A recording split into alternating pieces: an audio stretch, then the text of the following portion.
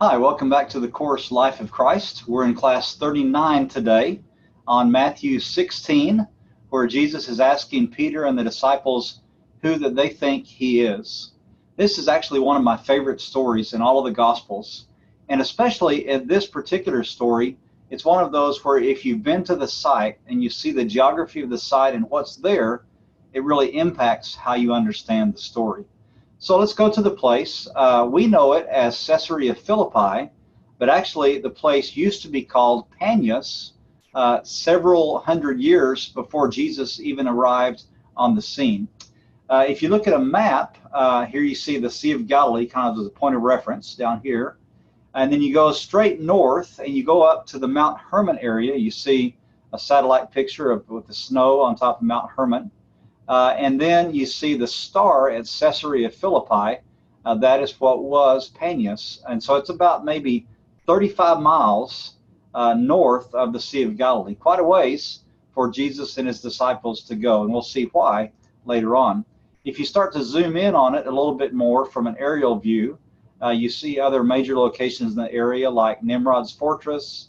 And then you see down here at the bottom of the picture, you see what they call the Sacred Cave, and then here is part of the site of Caesarea Philippi, part of the ancient city of Caesarea Philippi, and other things around the area. It's now a national park.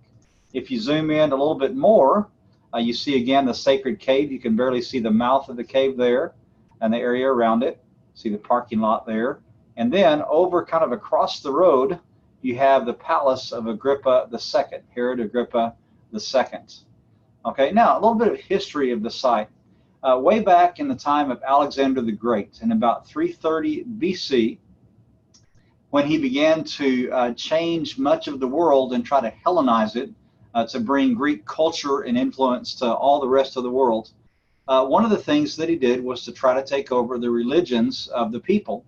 And so he decided to make this a center of the worship of Pan, the god of goats, the god of the shepherds, the god of music.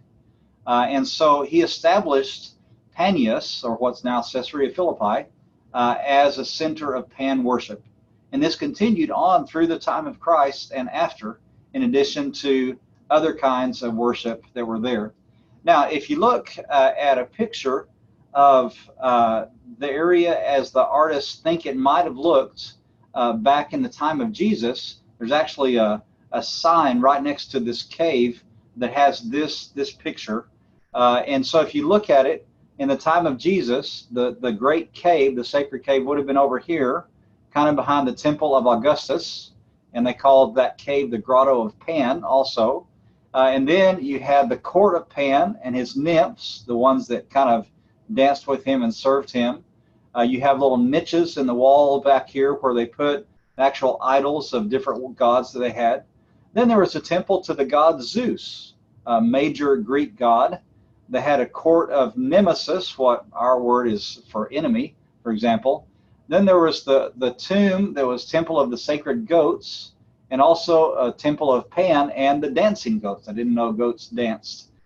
So this is a reconstruction of what they think this site might have looked like back in the time of Jesus. Okay, and then behind all of it, you have this huge cliff that's about 100 feet high and about 500 feet long at least.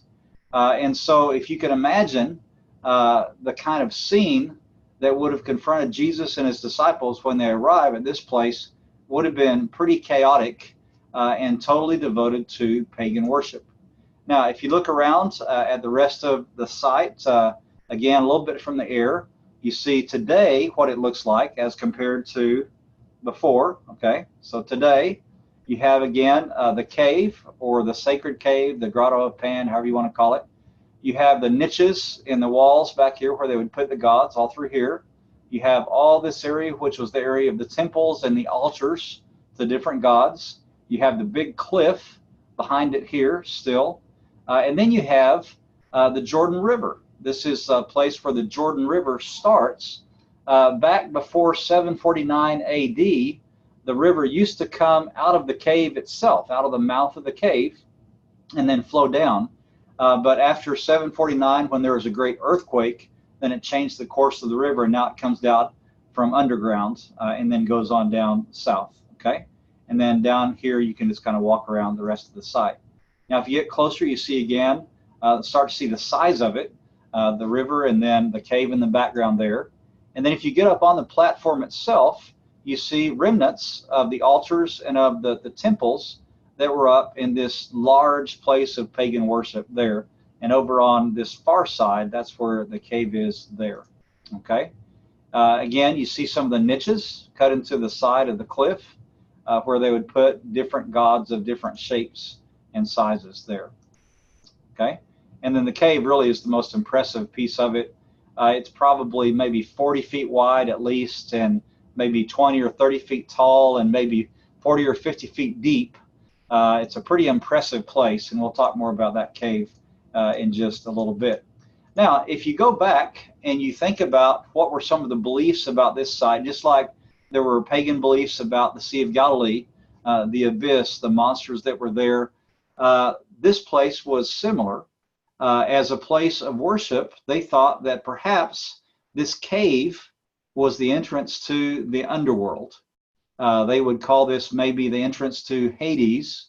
And they thought that the gods would come up from the underworld through this cave into our world, and then they would be present for people to worship them and for them to bless the people with fertility of different kinds, both of their families, their animals, and also the crops. And so that was one of the main reasons that people came to this spot, was to worship the pagan gods and ask for fertility in every way. Okay. There's even one tradition, an early tradition about this site that says when the devil was thrown out of heaven, that he landed at this place here.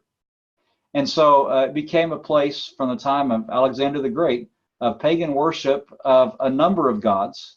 And in the worship, the worshipers would engage in all kinds of sacrifices, pagan prostitution, where actually part of the worship was to have sex with the priest or the priestesses that were there. And all of this worshiping and sex and dancing and jumping around would produce what they called pandemonium, which is kind of interesting origin for that word, right? The god Pan and his demons, it produces the kind of craziness that became the word pandemonium, or maybe even panic. It seems like both of those words are connected. And so it's a place of complete lawlessness if you're a Jew. This would be worse than the worst parts of Las Vegas for a Jew of that time. And any self-respecting rabbi would certainly not bring his disciples up to this place. It would be as if, a respected teacher or minister got all their students in a van and said, let's go to Las Vegas to see the shows and to see the whole area there. That would just be unthinkable. And yet, Jesus brings his disciples to this place. And so you wonder why he would do that. Now, the place again, we know as Caesarea Philippi. And it got its name because Philip, one of the sons of Herod the Great, was given the area of Gaulonitis to rule over, this area of northern Israel. And so he decided to build a town and name it in honor of Caesar. And so he called it Caesarea, right? Or Caesarea. But then somebody said, well, there's already another Caesarea or Caesarea, and it's down on the coast, Caesarea Maritime, because it's near the sea. And so you need to change the name. So he says, well, okay, I'll name it after Caesar and after me. And so it became Caesarea Philippi. And some scholars believe that Herod Agrippa II built his palace here because they've actually found the palace and they attribute it to him. So if you look at the family tree of Herod the Great, you see he has 4 sons, Aristobulus, Archelaus, whom the Bible tells us in Matthew 2 ruled in Judea when Joseph and Mary and Jesus were going to come back from Egypt. Then Herod Antipas, who was over the Galilean region. He's the guy who built Tiberias. He's the guy that Jesus called a fox. He's the guy that was in Jerusalem during Jesus' trial that Jesus went to see. He's the guy that we most know as Herod during the ministry of Jesus. And then there was Philip. I was mentioned briefly in Luke 3 and also Matthew 14. And he was up over this northeastern region in this area of Gaul, what's called Gaul. And then one of the sons that descended from them was Herod Agrippa the First. He was the guy that we see in Acts mainly, except for these two references we see in 4:27 and 13:1. That's still Herod Antipas. And he was the guy, for example, in chapter 12 that was speaking, and the people said, "It's the voice of a God and not a man." And he didn't give credit to God, and he was eaten by worms and died. That's Herod Agrippa the First. Okay, and then you have Herodias, who was Philip's wife, but then who kind of became the live-in wife of Herod Antipas, and so it's kind of his sister-in-law. He began to treat her as his wife. And then you have Herod Agrippa II, and especially we know him from the trial of Paul in Acts 25:26, and Paul gave the defense in Caesarea Maritime. That was Herod Agrippa II, his wife Bernice, and then you had also Drusilla, who was kind of part of that same scene. Now, if you look at part of the site of Banias or of Caesarea Philippi, you walk around past the road, like I said, and down, and you go to the palace. And this is a view of what they think the palace might have looked like during the time of Agrippa II, if this actually was his palace. And then this is what it might look like, what it does look like today, and you can walk around it. And just imagine this being there during the time of Jesus and later on of Paul. Okay, so we come to the story itself, so I invite you to go to Matthew 16, and we're going to begin in verse 13 and read it all, then come back and comment on different points. When Jesus came to the region of Caesarea Philippi, he asked his disciples, "Who do people say the Son of Man is?" They replied, "Some say John the Baptist, others say Elijah, and still others Jeremiah or one of the prophets." "But what about you?" he said. "Who do you say I am?" Simon Peter answered, "You are the Messiah, the Son of the living God." Jesus replied, "Blessed are you, Simon, son of Jonah, for this was not revealed to you by flesh and blood, but by my Father in heaven. And I tell you that you are Peter, and on this rock I will build my church, and the gates of Hades will not overcome it. I will give you the keys of the kingdom of heaven. Whatever you bind on earth will be bound in heaven, and whatever you loose on earth will be loosed in heaven." Then he ordered his disciples not to tell anyone that he was the Messiah. From that time on, Jesus began to explain to his disciples that he must go to Jerusalem and suffer many things at the hands of the elders, the chief priests, and the teachers of the law, and that he must be killed and on the third day be raised to life. Peter took him aside and began to rebuke him. "Never, Lord," he said, "this shall never happen to you." Jesus turned and said to Peter, "Get behind me, Satan. You are a stumbling block to me.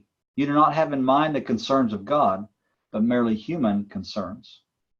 Then Jesus said to his disciples, "Whoever wants to be my disciple must deny themselves and take up their cross and follow me. For whoever wants to save their life will lose it, and whoever loses their life for me will find it. What good will it be for someone to gain the whole world yet forfeit their soul? Or what can anyone give in exchange for their soul? For the Son of Man is going to come in his Father's glory with his angels, and then he will reward each person according to what they have done. Truly, I tell you, some who are standing here will not taste death before they see the Son of Man coming in his kingdom." And we have a parallel version, pretty complete also over in Luke. And in Luke's version in particular, it seems like all of this story, including the last part about what will happen in Jerusalem and taking up the cross and following Jesus, all of that seems to be in the same day, at the same time as this story happens in Matthew. So you wonder then why Jesus brought his disciples for this question. Again, if you look at the map from the Sea of Galilee in Capernaum up to Caesarea Philippi, it's about 35 miles. That's a long way to walk. Couldn't Jesus had sat there comfortably in Peter's house or on the shore of the Sea of Galilee in Capernaum and asked the same question? I mean, why wouldn't he do that? And it seems like the answer, again, is that the place really made a difference. That when Jesus arrives with his disciples and they look at everything going on with all the pagan worship and all the worshipers and the pandemonium that existed there, and then he says, okay, all right, you see all these people declaring their allegiance to all these false gods. You see people naming gods and worshiping them and asking them for things. So he says, all right, who do people say that I am? Because we know what people are saying about other gods. And people respond, well, maybe one of the prophets, John the Baptist. But then Peter steps up with one of the great lines of Scripture and says, you're the Son of the living God. You're the Messiah. And I think that the place is important because it's a way for Peter to say, when he says Son of the living God, he might turn around and point to the other gods and temples and the niches and the idols and say, these are all dead gods. And yet you're the living God. And you're here with us as the living God in contrast to all the dead gods. I think that may have been one of the main reasons why Jesus brought the disciples, to see the contrast between a dead God and a living God. And so then you have Peter's confession. And it's an important line. And when Jesus says, go back to this here. It says in verse 18, I tell you that you are Peter, and on this rock I will build my church. And so the question is, what is the rock? Upon which rock is he talking about? Now, the Catholics take this, and the Catholics say, well, we believe that the rock is Peter, because Peter's name actually comes from stone or rock. And so we think that Jesus is talking about the importance of Peter in the early church. He gave him authority here to bind and to loose. It's obvious later on that Peter is a leader in the church. And so we think that Peter is the rock. And so for that reason, partially, they consider Peter as the first pope of the church. All right. But some people say, okay, well, even though Peter was important and a leader, gave the address at Pentecost, was a leader in the early church, we don't think that was necessarily the rock. The Protestants would come back and say, okay, we think the rock is not Peter, but Peter's confession, that what he said, you are the Son of the living God, you're the Messiah, that is the confession that every person must make if they want to become a Christian. And so that's based on who Jesus is. We think that's the rock. And actually, there's a lot to say for that as well, because obviously we do confess the name of Jesus and take him as our Lord when we become Christians. And so that's a pretty good explanation too. So we have two pretty good explanations, at least have some foundation for them. But perhaps a third one, and again, based on the place where they are, maybe Jesus brought them to this place to say the rock is actually maybe this very cliff, this area on this rock in this very place, a place of devil worship, a place of idol worship, a place that's named for a Caesar and for a Herod. In this very place, then I'm going to build my church. Physically, there will be physical believers who live here and bring the gospel to this place, and my church will overcome any other god and any other belief system. I think that's also a very good possibility, that Jesus says in this physical place, even here, my church is going to reach. And so upon this rock, maybe this cliff here in the background, then that's going to be what my church is going to be built on. So I like all three of those. And I think taken together, especially said standing right in front of this place, I think that's a powerful statement for Jesus to make. And then you have the cave.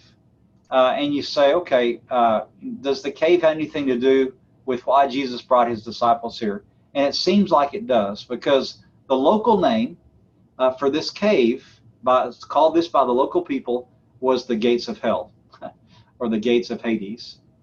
And so again, you read the story and then you see that connection with this cave, because they actually thought it was the cave or the gates down into hell. You think, wow, what another great reason to go to this place as well. And so, whether or not,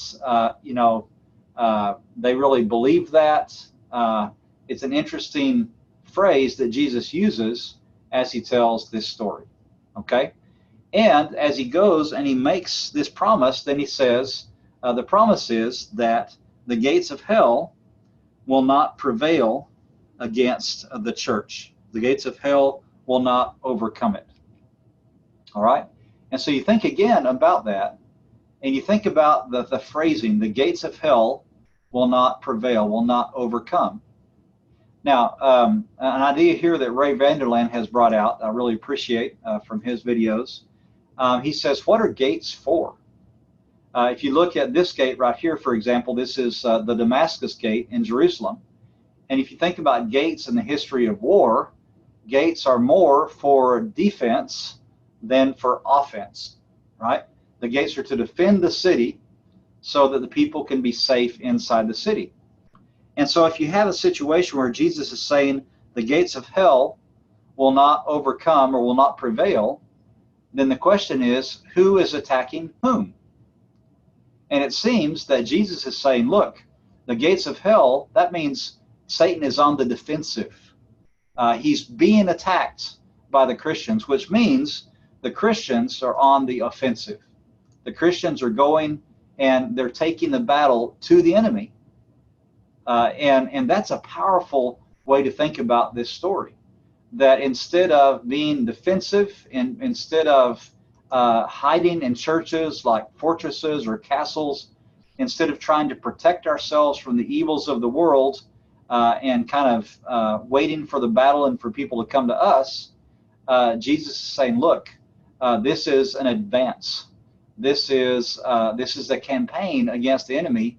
And in fact, in Matthew 28, he says, go out to the whole world and preach the gospel to every nation. They are on the offensive. They're attacking the devil wherever he is. Okay. Now, when you have this section here where then Jesus predicts what's going to happen to him, if this happens on the same day like it seems to in Luke's version, he says he's supposed to go to Jerusalem and suffer, and then he must be killed and then raised. And so you look at what Peter said, and Peter's just trying to be a friend to Jesus. He doesn't want these terrible things to happen to Jesus. Just like we would say to a good friend or our spouse, we'd say, oh no, don't even think about that. Why are you even suggesting that? We hope that won't ever happen to you. That's kind of the gist of what I feel like Peter's saying. But Jesus's response is actually shocking. He says, get behind me, Satan. Now, I don't think that he's necessarily implying that Peter was just now possessed by Satan, by a demon, and that the demon's speaking through Satan. I don't think it's that drastic, okay? But I do think Jesus is saying, look, Peter, when you talk like that, you're talking just like Satan would talk. That's what Satan would want to happen. And that can't have any place in how the kingdom will advance. And then he says to him, you're a stumbling block to me. Now, we know Peter wasn't always a stumbling block to Jesus. He also was a help to Jesus. Then Jesus says, you don't have in mind the concerns of God, but merely human concerns. And I think that's the real gist of it. How is Peter thinking about Jesus' strategy for how they must take the gospel to the world and conquer the world, and the gates of hell will not prevail? Peter's not thinking the way Jesus and God are thinking. Jesus and God know that it's going to take Jesus' death and resurrection to defeat Satan. And Peter just can't get behind that. Now, and so it's interesting to see how far Peter goes in just a few verses. He goes from, Peter, that's great, this has been revealed to you by my Father in heaven, all the way to get behind me, Satan. quite a change there, quite a roller coaster ride. And yet, Jesus is emphasizing, look, if we're going to do this mission, if we're going to attack Satan and bring down the gates of hell, then we've got to do it in the right way. And you think, okay, well, what is the right way to do it then? First of all, Jesus is saying here that you have to do it with the person of Jesus, who Jesus is. He's the Son of God. He's divine, okay? So Jesus' character and who he is central to the message, and that's what our message is today. We invite people into a relationship with Jesus, not into a relationship with a book necessarily, or not with just a church, although that's part of it. It's primarily a relationship with Jesus. And then we depend on Jesus' power, not on our own power, not on any kind of worldly power. We depend on Jesus' words, the teachings that he gave during his ministry, the teaching he was going to give through the Holy Spirit as he sent the Spirit to them, all the miracles that Jesus did in his ministry that demonstrated his power and who he was. Those are the things that are the weapons that we take in this battle against the enemy. Peter's thinking like a human, but Jesus is thinking like he and God know it needs to happen. Okay, so first of all, we have to do it with the weapons of God and not human weapons. Second, you take the battle to the enemy by going to the places where the gospel is most needed. Go to the worst places of sin. And Vanderlyn tells a story about a group of businessmen in one town that wanted to make an impact on their city for Jesus. They're called Christian men. And so they actually bought up like the worst section of town that had like several porn theaters and several places where prostitutes and drug addicts and drug dealers were known to hang out. And they had to honor the rest of the leases, which is kind of awkward, Christian businessmen owning the block of land where all those were. But then the leases ran out, and then they they converted that whole area and made it into a productive part of the city where people could find jobs and where good businesses could take place. And they transformed that part of the city. They met it head on and then transformed it. Also, remember a story a taxi driver told me in a city in Colombia that he was from a different, I think, a Pentecostal church there. And he said that during the times of the year where they had the carnival, you know, kind of the wild celebration there every year right before Lent, that many of the Christians in the town used to go out and leave the city because they thought that it was too dangerous for the families to be in there, and they didn't want their families and the church members to be part of the carnival. And so they would leave town and have a church retreat, which in general is a great thing to do, right? Replacing something bad with something good. So you don't fault them for that. But they said after a while they realized they're leaving town and leaving the battleground open to the devil. And so they decided to stay in town and then give alternative entertainment to the citizens of the town so that they would have an option. If they didn't feel good about going to Carnival, if they were worried about their kids being out on the streets, then they knew they could go to the church buildings of this group and find healthy and fun entertainment, Christian entertainment, instead of the worldly entertainment in Carnival. So I thought that was a great statement. They say we would go into the worst places of town.